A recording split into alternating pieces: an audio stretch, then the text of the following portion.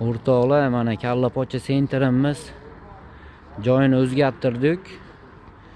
Manzil mana Bek Baraka go'sht markazidan 50 metr o'tgandan keyin Globus dorixonasining yo'parasida.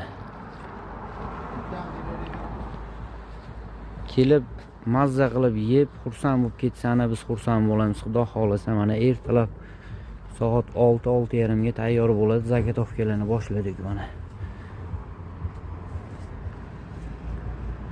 Beda tuyoq, rulet, hasab, xalades, dum, kachalka go'shtlarimiz, suyini bemalol uyga olib ketib iste'mol qilishingiz mumkin.